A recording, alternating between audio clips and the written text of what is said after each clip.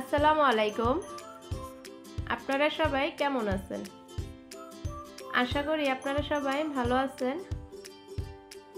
আজকে আরও একটা ভিডিও নিয়ে আপনাদের মাঝে চলে আসলাম। তো সম্পূর্ণ ভিডিওটা না টেনে আপনারা দেখতে থাকেন।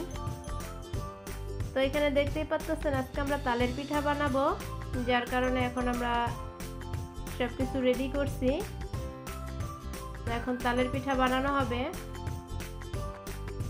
যেহেতু বাড়ির সবাই একসাথে বসে খাবো, তার জন্য দুই চুলা তো বানানো হইতেছে। দুই চুলায় দিলে একটু তাড়াতাড়ি হবে, এই কারণে। ভাদ্র মাসের তালের পিঠা, আমরা এই মাসে কম বেশি সবাই আমরা এই তালের পিঠাটা বানিয়ে খাই বাড়িতে। তো আমাদের এই বছর ফার্স্ট আলহামদুলিল্লাহ আজকে আমরা খাবো। তালের পিঠা খেতে খুব ভালোই লাগে। তো আপনারা যারা তালের পিঠা খেতে ভালোবাসেন অবশ্যই কমেন্টের মাধ্যমে জানাবেন। অনেকে অনেক রকমের করে তালের পিঠা বানিয়ে খায়। তো যত রকমভাবে খাই না কেন, তালের পিঠার এই বড়াটা আমার থেকে খুব ভালো লাগে। জানি না আপনাদের কাছে কেমন লাগে, অবশ্যই কমেন্টের মাধ্যমে জানাইবেন আপনারা।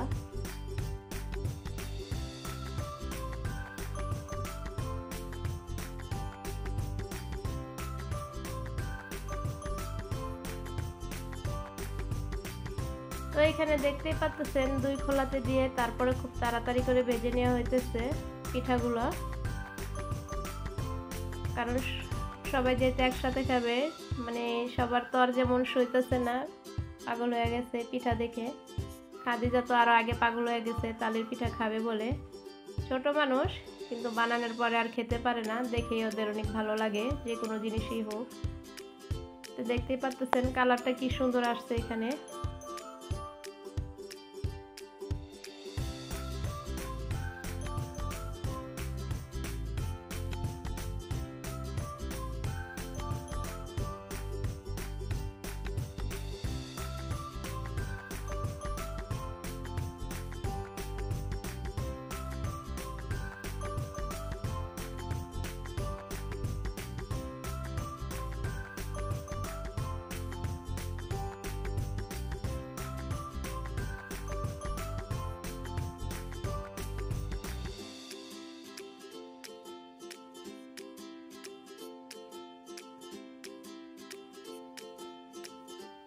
তো দেখতেই পাচ্ছেন এখানে আমাদের পিঠাগুলো বানানো হয়ে যেতেছে। তো এই খোলার পিঠাগুলো একটু বেশি ভাজা ভাজা করা লাগবে, কারণ অনেকের পিঠা শক্ত খেতেও ভালো লাগে। এই খোলার পিঠাগুলো একটু নরম বানানো হয়েছে, কারণ আমাদের নরম খেতে ভালো লাগে।